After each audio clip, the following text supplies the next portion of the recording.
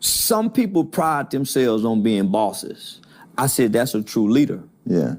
Because a leader is someone who focuses on self-improvement. And while making self-improvement, they make the people around them better. So for you to do that, it reminded me of, shout out to Mayor Bessie Price.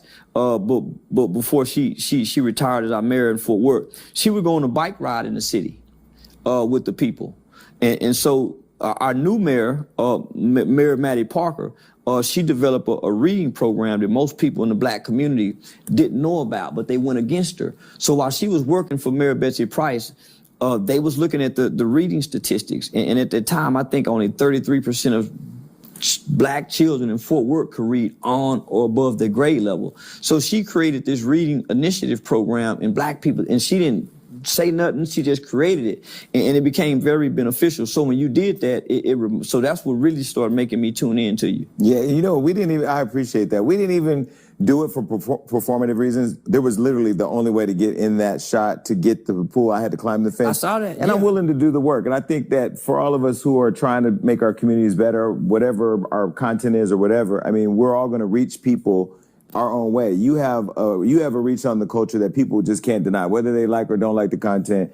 My family, I use them as the compass on what direction to go, and you're one of the names. They always say, where's Charleston White? They wanted to be here. Yeah. So shout out to Stockton. Okay, now, how did you trademark the word nigga? Because I've trademarked words. I never thought of trademarking the word I've heard my whole life. Mama used to call me nigga. She was a white woman. She dead, though. Yeah. How did you trademark the word nigga, and why did you do that? Tupac. I got the word "made nigga" tattooed on my shoulder from shoulder to shoulder. So I'm the brain that Tupac talked about before he died. He said that he wouldn't change the world, that he would spark the brain that would. So I'm the kid that caught Tupac from the Me Against the World album. So, you know, in the boys' home, we saw the Brenda's Got a Baby. So I never got to grab a hold of the Thug Tupac, right? So I got the Me Against the World, the All Eyes on Me. So the lyrics. Right, so at the time that I started developing admiration for Tupac, I had became a Muslim. So I was rebelling against my mother's Christian beliefs. What made? How did you wait? I was in a boys' home. So you became a Muslim because you? First I joined the gang, okay. Right, and the gang led me to Islam. Got it. As most niggas do. Because you were learning the discipline, or no? Because that's where we was having the gang meetings at, in the chapel with the Islam niggas, right? Yeah, that's where, yeah, and you know, and we get to kind of buck the system with the food. So it was just it was an outlet. I was rebelling, right? Because my mother's teachings ultimately superseded everything that I believed as a kid. So I'm just going through a phase, man. I done went from, so you gotta think, from 5 years old to 12 years old, I'm in a hospital having leg surgery, then eye surgery. So I just got my eye put in 1989 in the 6th grade. I'm locked up for murder 2 years later. So I never was a gangster. I was still sleeping with my mama at 12 years old. So I was a little boy trying to play this, trying to be something, and made a horrible decision, cost somebody's life, and ended up in the boys' home with kids who really come from this. But I'm a little braveheart. I'm a little braveheart little nigga. So, you know, and I know how to act. You know, I done saw Uncle Wayne, so I want to fit in.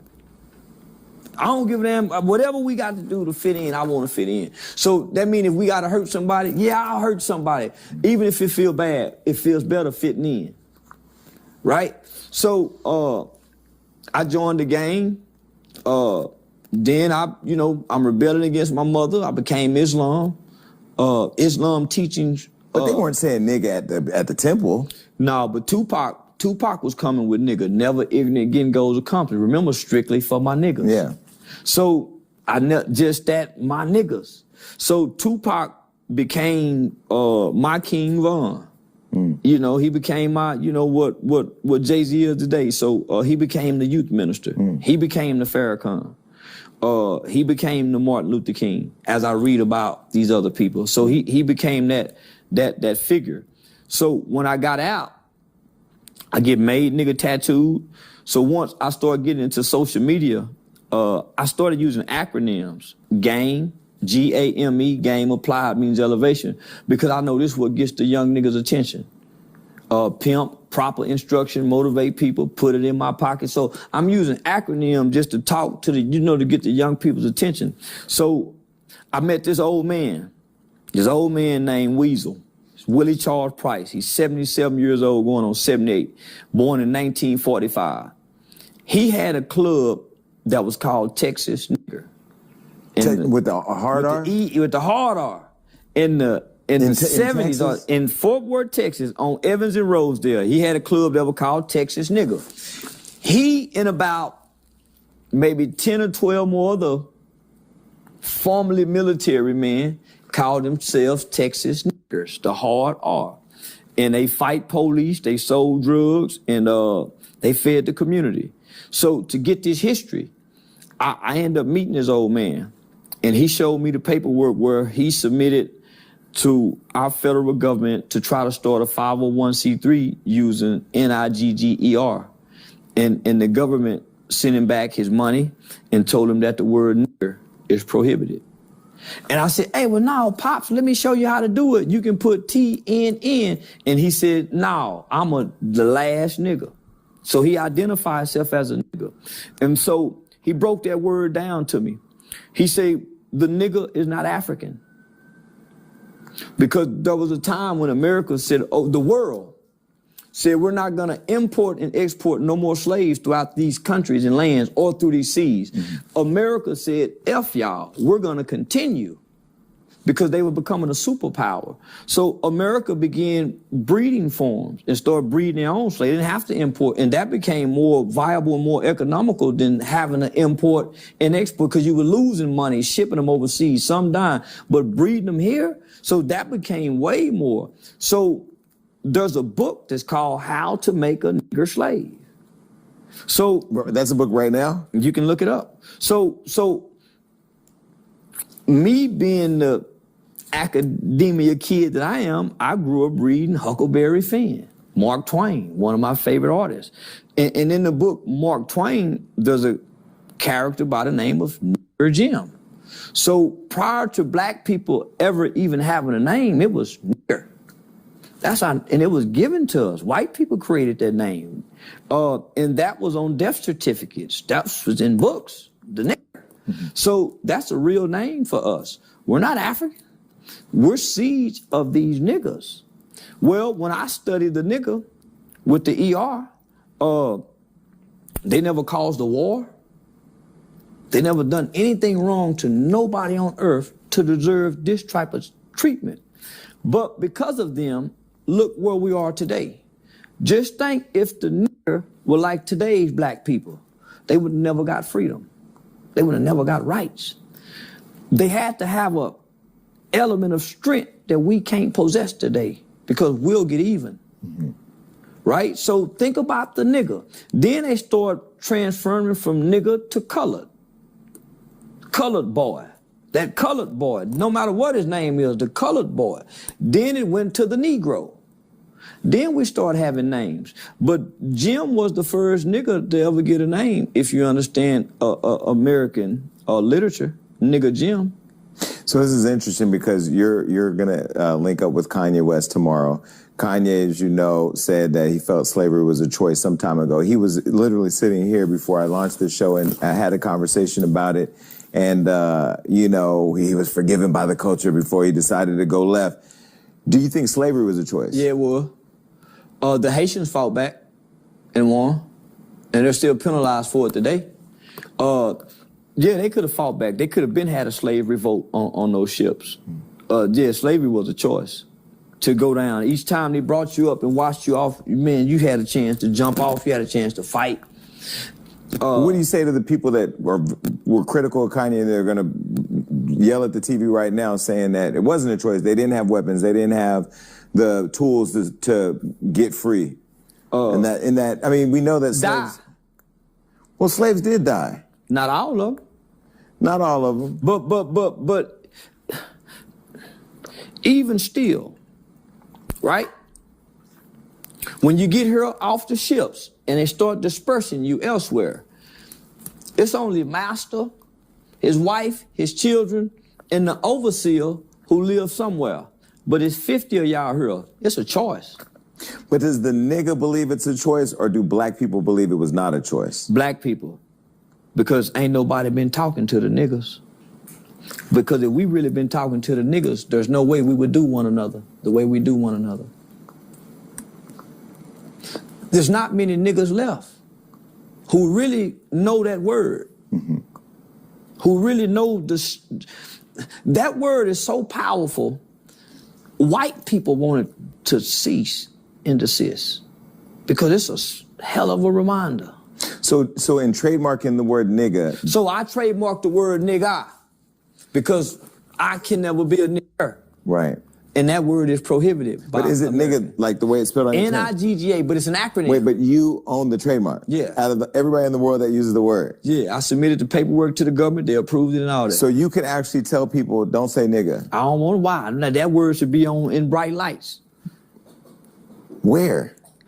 Like how that Hollywood sign is. It should be nigga up, N-I-G-G-E-R, up under Hollywood. Because these were great people. And that word should be admired.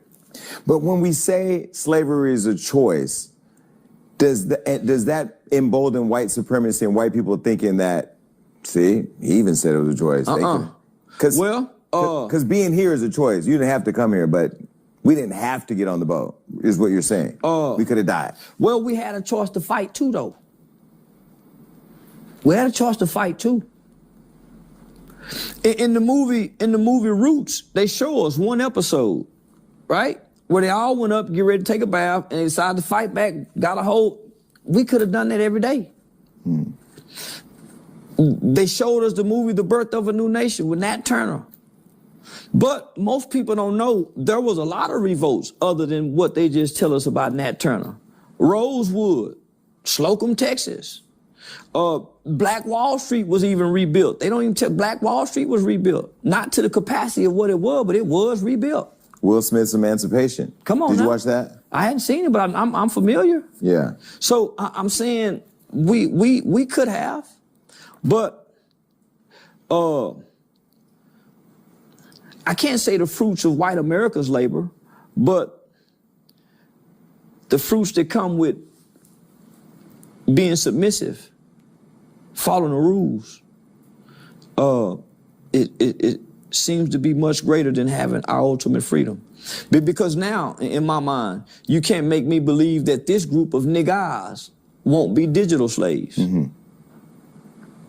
So do you think the people who have a problem with people who say slavery is a choice is because they've been conditioned to believe that being submissive during that time, is what you're calling it, was the only way to survive? Yeah. Well, the word nigger, N-I-G-G-E-R, wasn't, every black person wasn't called nigger. Mm-hmm. You was a boy, gal. You wasn't a nigger until you disobeyed. Mm-hmm.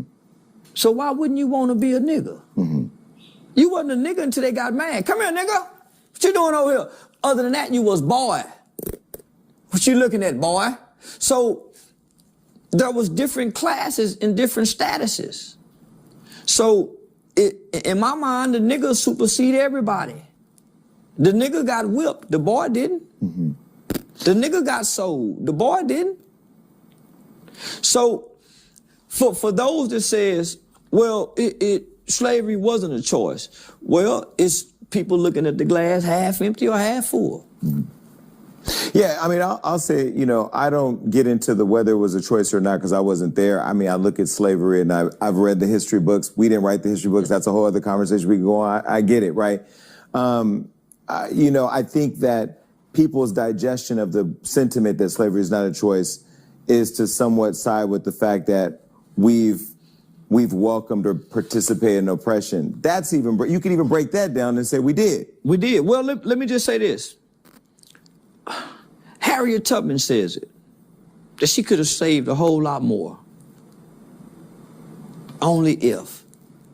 That statement right there alone said that we had a choice. And is she Harriet Tubman, is she heralded a hero because she took the courage to not remain a slave? Not just that. She went back. She kept going back. when she didn't have to. How many of us would get free and go back? Well, we're free now. We don't go back. That's what I'm saying. How many of us would break out to go break back in to keep breaking out, man? So she kept doing it. That's what make her who she is.